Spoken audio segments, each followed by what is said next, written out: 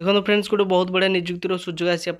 निज निज स्कूल आसी शिक्षक और पियन निजुक्ति केवल 10वीं पास करते आप आवेदन करेंगे उभय पुओ और झील ये आवेदन करेंगे भिडियो शेष हम देखिए वीडियो पसंद आसे वीडियो गोटे लाइक करने सहित सांग सेयार करेंगे आगे प्रतिदिन जॉब देखिए आम चैनल को सब्सक्राइब करेंगे तो चलते आरंभ करिए देखिए पोस्टर ना आसी पियन एवं क्लर्क वैकेंसी आसी कैटेगरी रही Odisha government job total post उपर केते आसी ना 11,050 वैकेंसी आसी अप्लाई करेंगे आप ऑनलाइन माध्यम आवेदन करा पड़ो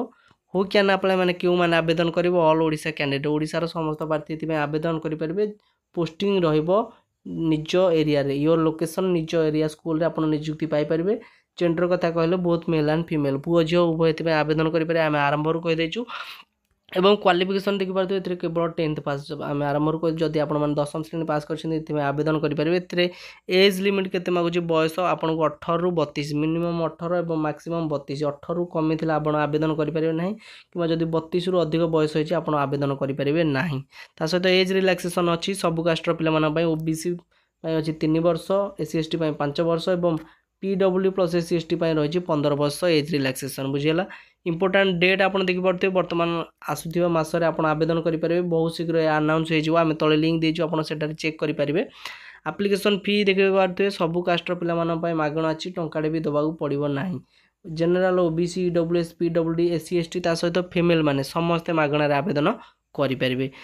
मंथली सैलरी केते दब सैलरी आपको गवर्नमेंट रूल अनुसार दब एटा एक गवर्नमेंट जॉब आप समस्ते जानते गवर्नमेंट रूल अनुसार आपको सैलरी मिल सहित आप सैलरी इनक्रीज भी हम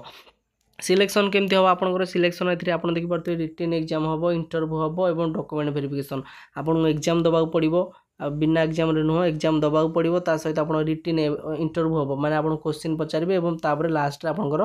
डॉक्यूमेंट वेरिफिकेशन करापर आपको सिलेक्शन दिज्व इंपोर्टाट डॉक्यूमेंट कौन कौन आवश्यक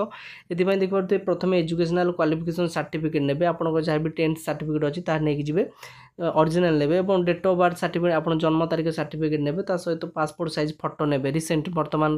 पासपोर्ट कॉपी ने फोटो और लास्ट रही देखिए कास्ट सर्टिफिकेट नवा बाध्य आप जातिर प्रमाणपत्र ने आप कौ कास्टर तापर आईडी प्रूफ ने जहाँकि आधार कार्ड हो कि पैन कार्ड कि भोटर आईडी कार्ड जेकोसी गोटे ने जहाँकि ओरिजिनल नवाक पड़ो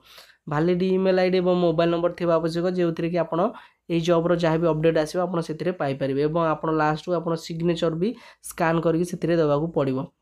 बुझिपारे एवं जिते आप टोटाल फॉर्म सबमिट करदे से जो गोटे फाइल आसो से फाइल टाक आप प्रिंट आउट कर रखा आवश्यक आपटा प्रथम डॉक्यूमेंट